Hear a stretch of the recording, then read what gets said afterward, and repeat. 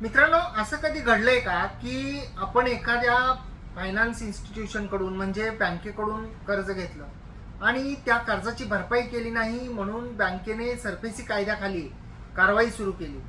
त्या मिळकतीची जी आहे ती जप्ती करण्यात आली, लिलाव करण्यात आला आणि लिलावामध्ये ती मिळकत विक्री केली गेली आणि विक्री केल्यानंतर पुन्हा ती मिळकत त्या कर्जदारालाच परत मिळाली. तर हे असं कधी घडू शकतं आणि असं कधी घडलेलं आहे याबद्दल माननीय सर्वोच्च न्यायालयाचा एक महत्त्वपूर्ण असा निर्णय आहे, त्याबद्दल सुद्धा आपण बोलणार आहोत. त्यासाठी व्हिडिओला शेवटपर्यंत पहा. नमस्कार, मी आपला वकील मित्र ॲडव्होकेट कैलास नाईक. कायद्याचं म्हणजेच तुमच्या फायद्याचं बोलूया तुमच्या हक्काच्या कोर्ट कचेरी या यूट्यूब चॅनलवर. या केसमध्ये कर्जदाराला बँकेने जे आहे ते कर्ज दिलेलं होतं आणि कर्जाची वेळेवर परतफेड केली नाही.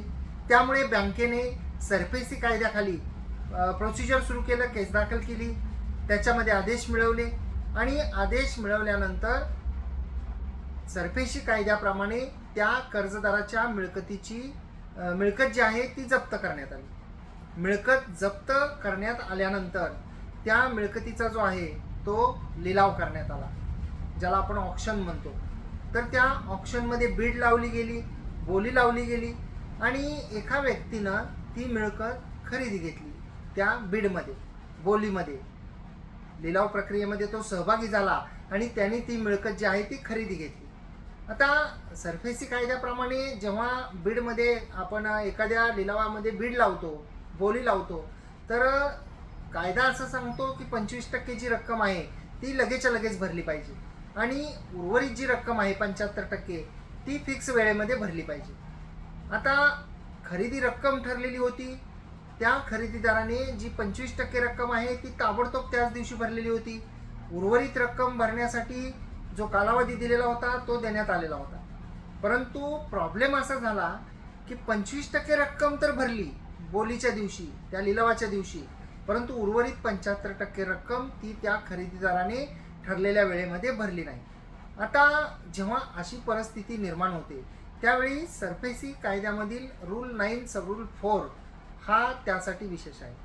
आता त्याच्यामध्ये असं आहे की जर का उरलेली रक्कम वेळेवर जर भरली नाही तर ते जे खरेदी आहे ती कायदेशीर मानता येत नाही. आता या केसमध्ये हाच इश्यू उत्पन्न झाला. हा इश्यू उत्पन्न झाल्यानंतर हे सगळं प्रोसिजर चालू होतं, प्रक्रिया चालू होती. खरेदी घेतलेली मिळकत खरेदी ज्या व्यक्तीने घेतली कर्जदाराची, तर त्यांनी ती रक्कम जी आहे ती वेळेवर भरली नाही मुदतीमध्ये आणि या दरम्यान त्या कर्जदाराकडं पैसे आले आणि कर्जदाराने त्या बँकेची सर्व जी कर्जाची रक्कम होती ती व्याजासह भरून टाकली आणि त्या कर्जदाराने अशी मागणी केली की मी आता रक्कम भरलेली आहे, त्यामुळे माझी प्रॉपर्टी मला परत मिळावी. ज्यावेळी कर्जदाराने रक्कम भरून बँकेकडे कर्जाची संपूर्ण प्रॉपर्टीची मागणी केली त्यावेळी त्यांना असं सांगण्यात आलं की मिळकत तुमची जप्ती झालेली आहे. जप्ती होऊन त्यानंतर त्या मिळकतीचं म्हणजे ऑक्शन झालेलं आहे, लिलाव झालेला आहे, त्याच्यामध्ये बीड लावण्यात आलेली आहे, बोली लावण्यात आलेली आहे. त्या बीडप्रमाणे खरेदीदार जो होता थर्ड पार्टी त्यांनी 25% रक्कम सुद्धा भरलेली आहे आणि त्यांना सेल सर्टिफिकेट सुद्धा दिलेलं आहे. तर अशा सिच्युएशनमध्ये जे सेल सर्टिफिकेट आहे ते कायदेशीर होतं का? तर ते सेल सर्टिफिकेट जे आहे ते कायदेशीर होणार नाही असं माननीय उच्च न्यायालयाने म्हटलं. माननीय उच्च न्यायालयाने त्यांच्या निकालपत्रामध्ये असं म्हटलं की ज्यांनी मिळकत खरेदी घेतलेली होती तर त्यांनी कायदा पाळला नाही आणि जे रिमेनिंग पेमेंट होतं, उर्वरित 75% रक्कम होती, तर ती रक्कम त्यांनी मुदतीमध्ये भरलेली नसल्यामुळं ते सेलच पूर्ण झालेलं नाही, ती खरेदीच पूर्ण झालेली नाही आणि जरी सेल सर्टिफिकेट दिलेलं असलं तरी खरेदी पूर्ण झालेली नसल्यामुळं जे आहे ते त्याला आपण सेल जे आहे, खरेदी जी आहे ती लिगली कंप्लीट झाली असं म्हणता येणार नाही असं म्हटलं. आणि त्यासोबतच माननीय उच्च न्यायालयाने असं म्हटलं की जे मूळ कर्जदार होते, ज्यांची मिळकत होती, तर त्यांना ती मिळकत परत घेण्याचा अधिकार आहे. हे प्रकरण जेव्हा सर्वोच्च न्यायालयामध्ये गेलं त्यावेळी माननीय सर्वोच्च न्यायालयाने सुद्धा या अशा प्रकरणांमध्ये एक महत्त्वपूर्ण निकाल देताना टिप्पणी केलेली आहे. त्याच्यामध्ये माननीय सर्वोच्च न्यायालयाने असं म्हटलेलं आहे की कायद्यामध्ये जेव्हा तरतूद आहे तर ती कायद्याची तरतुदीची पूर्तता ही स्ट्रिक्टली झाली पाहिजे.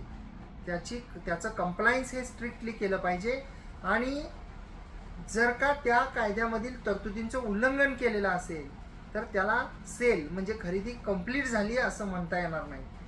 आता याच्यामध्ये एक महत्त्वाची गोष्ट अशी होती की अटॅचमेंट केलेली होती, जप्ती झालेली होती, त्यानंतर ऑक्शन झालेलं होतं, लिलाव झालेला होता, त्यासोबत बीड लावण्यात आलेली होती, बोली लावण्यात आलेली होती, 25% अमाऊंट जी आहे ती जमा केलेली होती आणि अकॉर्डिंगली सेल सर्टिफिकेटसुद्धा दिलेलं होतं. तर त्या सेल सर्टिफिकेटचं काय की जे सेल सर्टिफिकेट त्या थर्ड पार्टी परचेसरला खरेदीदाराला दिलेलं आहे त्याचं काय. तर त्याच्यासाठी माननीय सर्वोच्च न्यायालयाने म्हटलं की फक्त सेल सर्टिफिकेट इश्यू करणं हे पुरेसं नाही आणि सेल सर्टिफिकेट हे तेव्हाच कायदेशीर होईल जेव्हा ते पूर्णपणे कायदेशीररित्या व्हॅलिड असेल, कायदेशीर असेल, लिगल असेल. म्हणजे त्या सेलच्या पूर्ण कंप्लायन्स ज्यावेळी पूर्ण होतील त्याचवेळी त्या सेल सर्टिफिकेटला कायदेशीर मानण्यात येईल.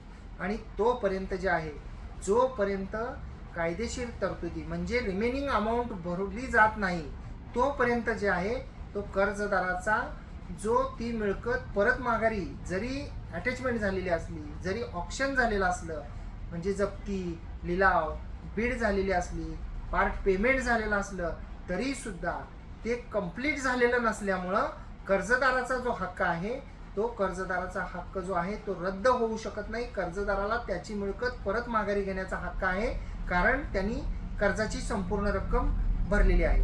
आणि असा निष्कर्ष नोंदवून जे सेल सर्टिफिकेट होतं ते बेकायदेशीर आहे असं म्हटलेलं आहे. आणि अर्धवट जे आहे सेल ट्रान्झॅक्शन जे झालेलं आहे त्यांचं खरेदीचं, तर त्या अर्धवट सेल ट्रान्झॅक्शनच्या आधारे देण्यात आलेलं जे सेल सर्टिफिकेट आहे ते 25% रक्कम जरी भरलेली असली तरी त्यामुळं कर्जदाराचा ती मिळकत परत घेण्याचा हक्क जो आहे तो संपुष्टात आणू शकत नाही असं म्हटलेलं आहे. आणि या केसचं नाव आहे मुथ्थुर थिना साबापथे, MUTHURATHINASABA.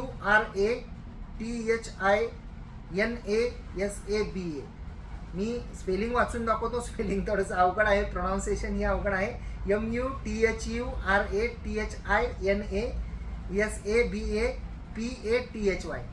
साबापती व इतर विरुद्ध श्री इंटरनॅशनल व इतर 2026 सालातील माननीय सर्वोच्च न्यायालयाचा हा खूप लँडमार्क असा जजमेंट आहे. आणि हा निकाल त्या व्यक्तींसाठी जास्त महत्त्वाचा आहे की एखाद्या व्यक्तीने कर्ज थकवलं, बँकेने सरफेसी ॲक्ट खाली प्रोसिजर सुरू केली, मिळकत जप्ती केली, जप्ती केल्यानंतर त्याचा लिलाव केला, लिलावापोटी पार्ट पेमेंट केलं गेलेलं असलं, सेल सर्टिफिकेट इश्यू केलं गेलेलं असलं आणि पूर्ण पेमेंट जे आहे ते बँकेला त्या सेलपोटी समजा मिळालेलं नसेल आणि त्या दरम्यान जर कर्जदाराकडे पैसे आले, कारण बऱ्याच वेळा असं होतं की आपलं खूप घर असतं, जमिनी असतात ज्याच्याशी आपली भावनिक अटॅचमेंट असते आणि जोपर्यंत नरड्याला येत नाही, पूर्ण जेव्हा बँक लास्ट स्टेजला जात नाही तोपर्यंत आपण पैसे भरत नाही. परंतु जेव्हा अशी परिस्थिती येते तेव्हा पैशाची आपण जुळवाजुळव वगैरे करतो, आपल्याला ती प्रॉपर्टी वाचवायची असते आणि तोपर्यंत हे अटॅचमेंट, ऑक्शन, बीड हे सगळं होऊन जातं आणि रक्कम ठरवली जाते. पैसेसुद्धा ॲडव्हान्समध्ये 25% जे आहेत ते त्याच दिवशी घेतले जातात आणि मिळकत आता आपली गेली असं आपण समजतो. बँकसुद्धा म्हणते की बाबा आता एकदा सेल सर्टिफिकेट आम्ही त्यांना इश्यू केलेलं आहे आणि त्यांनी पेमेंटला जरी डिले केलं, उशीर केलेला असला तरी ते पेमेंट करणार आहेत, त्यामुळे आम्ही मिळकत त्यांना आता दिलेली आहे. तर असं चालणार नाही. जर कर्जदाराने ते सेल पूर्ण होण्याच्या आधी जर का संपूर्ण कर्जाची रक्कम भरली तर त्यांना ती मिळकत स्वतःची परत घेण्याचा कायदेशीर अधिकार आहे. यासाठी हा महत्त्वपूर्ण असा सर्वोच्च न्यायालयाचा निकाल आहे. आपल्या जवळच्या कोणाच्या बाबतीत हे घडलेलं असेल, कोणाच्या प्रोसेसमध्ये असेल तर त्यांना हा निकाल जरूर पाठवा. या केसचं जे नाव आहे ते मी या व्हिडिओमध्ये सांगितलेलं आहे. आपण गुगलला सर्च करून ती केस पाहू शकता. तर जोपर्यंत सेलची पूर्ण रक्कम बँकेला प्राप्त होऊन सेल कंप्लीट होत नाही तोपर्यंत कर्जदाराचा हक्क ती मिळकत परत मिळवण्याचा जसाच्या तसा राहतो. यासाठी हा महत्त्वपूर्ण असा न्यायनिर्णय आहे. अपेक्षा करतो की माहिती आपल्याला समजली असेल, आवडली असेल. आपल्याला जर ही माहिती आवडली असल्यास या माहितीला एक लाईक करा, व्हिडिओला शेअर करा. आपण जर ही माहिती कोर्ट कचेरीच्या यूट्यूब चॅनलवर ऐकत असाल, पाहत असाल, अद्याप आपण कोर्ट कचेरी यूट्यूबला सबस्क्राईब केलेलं नसेल तर सबस्क्राईब जरूर करा. बाजूचे बेल आयकॉनचे बटन दाबा म्हणजे व्हिडिओचे नोटिफिकेशन आपल्यापर्यंत येतील. आपण या व्हिडिओला लाईक केल्यानंतर हाईप नावाचे एक कलरचे बटन आपल्याला दिसेल, त्यालाही क्लिक करा म्हणजे व्हिडिओ जास्तीत जास्त लोकांपर्यंत पोहोचेल. त्यासाठी कोणतेही पैसे द्यावे लागत नाहीत. आपण जर या व्हिडिओला फेसबुक इंस्टाग्रामवर पाहत असाल, अद्याप जर आपण आमच्या कोर्ट कचेरीच्या फेसबुक आणि इंस्टाग्रामच्या प्रोफाईल्स पेजेस याला फॉलो केलेलं नसेल तर त्या ठिकाणी फॉलो करा. अशाच प्रकारची महत्त्वपूर्ण माहिती साध्या सोप्या भाषेमध्ये आपण घेऊन येत असतो. धन्यवाद.